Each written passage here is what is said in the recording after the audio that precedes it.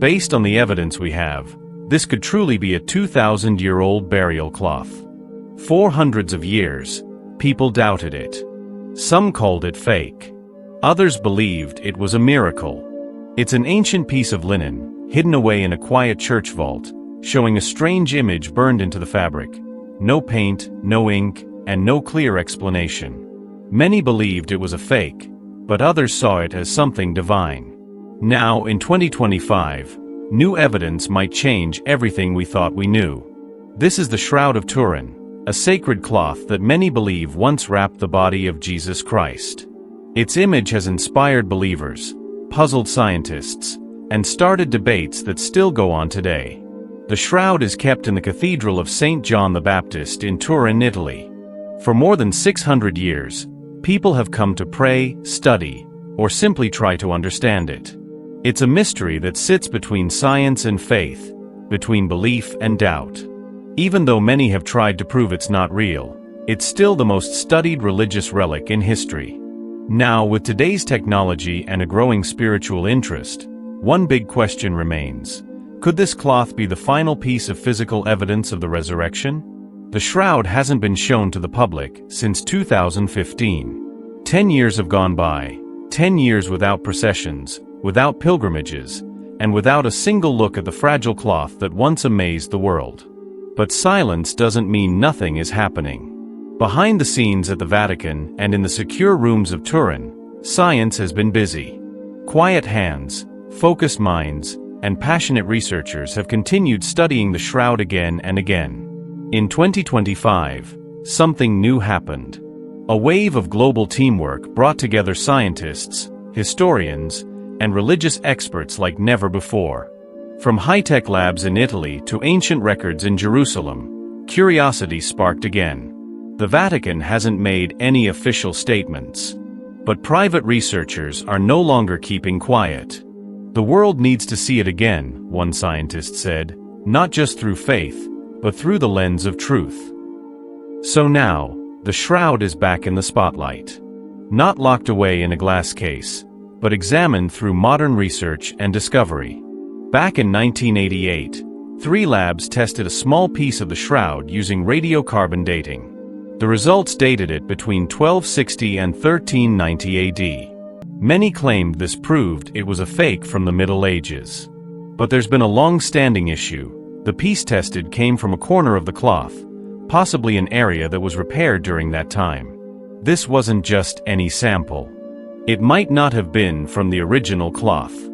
For years, people ignored or dismissed this idea. But in 2025, textile experts came back with better tools, and a better question: what exactly was tested? What they found was shocking. Under the microscope, the fibers from the 1988 sample looked very different from the rest of the cloth. They had a different weave, different color, and seemed to be from a different time. Filmmaker David Rolfe, who has long believed in the shroud's authenticity, called the 1988 carbon dating one of the biggest scientific mistakes of the century. This means that the dating, once thought to be final, might not matter at all. Then came a new group of scientists. At the Institute of Crystallography in Bari, Italy, a team led by Liberato Dario tried a brand new method. They used X-ray diffraction to study how the linen's molecules had aged, a method never used on the shroud before. And it changed everything. In 2025, Dario's team published their results in a peer-reviewed journal. They found that the aging pattern of the shroud's fibers matched linen that is around 2,000 years old, not from the Middle Ages, but truly ancient. The results surprised scientists, not because they were unbelievable, but because they were so exact. Carbon dating had been the standard, but Decoro's research showed it wasn't reliable for this cloth. Years of handling, contamination, and display made the test results questionable. A new path had opened. The old carbon dating test just doesn't apply anymore. Decoro said, now we have tools that can see deeper. But the cloth's story isn't only about its age, it's also about what it's made of. In 2025, new research revealed a unique herringbone twill pattern in the fabric. It's rare, elegant, and doesn't match the typical cloth used in medieval Europe. Instead, It closely matches linen from 1st century Syria and Judea.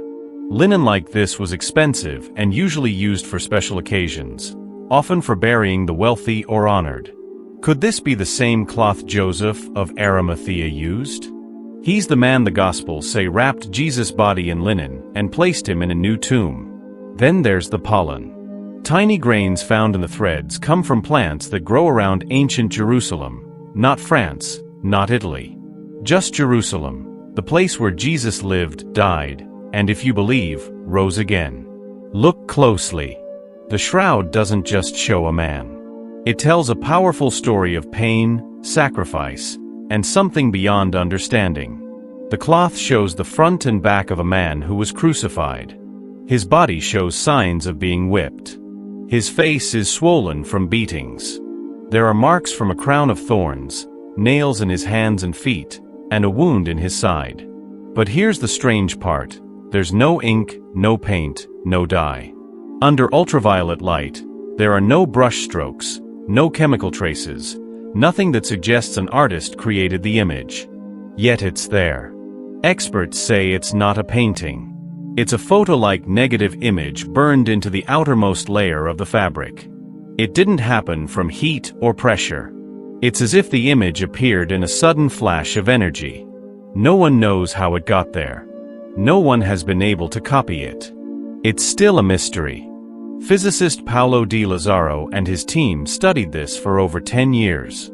Their conclusion, published again in 2025, shocked everyone. Only a very short and powerful burst of ultraviolet radiation, lasting less than a billionth of a second, could create something similar. That kind of burst would require 34 billion watts of light. That's about as much energy as a nuclear reactor released in a blink. No natural force we know of can do this. No human machine can recreate it without burning the cloth. And yet, the image is there. Left by a moment of unbelievable energy, light, heat, power. The Gospels describe the resurrection in a way that sounds similar. Matthew wrote, "His appearance was like lightning, and his clothes were white as snow." Could the image have formed at the very moment death was defeated and the tomb burst open with light? Even in 2025, laser tests using high-frequency pulses still couldn't recreate the image without damaging the cloth. We're looking at something that shouldn't be possible. But it's real.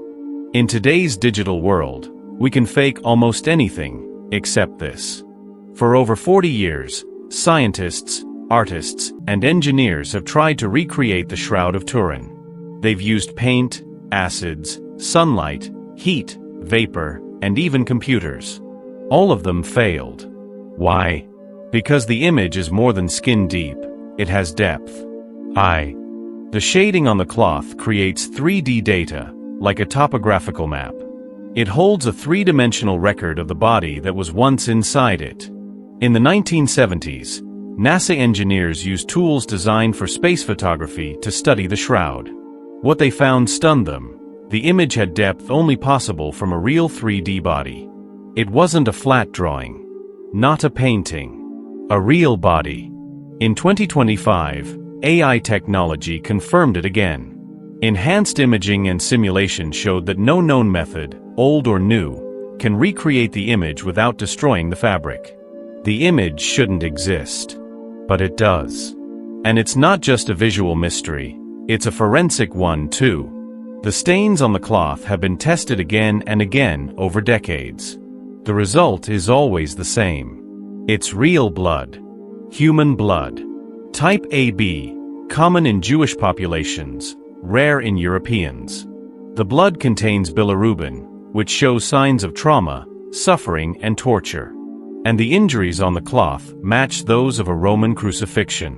From head to toe, the man on the cloth has over 100 whip marks, consistent with Roman scourging tools like the flagrum, which had lead-tipped ends.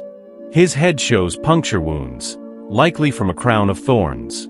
His wrists, not palms, are pierced, which matches what we know about crucifixion. Nails in the palms wouldn't hold the body weight. Romans used the wrists. The feet show a single puncture, likely from one large nail driven through both. The wound in his side matches a post-death spear thrust, just like in the Gospel of John. This isn't the imagination of a medieval artist. These are confirmed forensic facts. The cloth tells a story of immense suffering, and maybe redemption. Science, once skeptical of the shroud, is now amazed by it. In 2025, a team of Swiss and Italian geneticists ran one of the most advanced studies ever on the shroud. They studied not just the blood, but even the tiny particles stuck in the threads of the cloth. And what they found was shocking. Mitochondrial DNA, passed through the mother's line, matched markers found in ancient populations of the Middle East, specifically from the area of 1st century Palestine. But that's not all. Inside the Shroud of Turin, scientists found traces of ancient pollen and dust that matched the area around Jerusalem.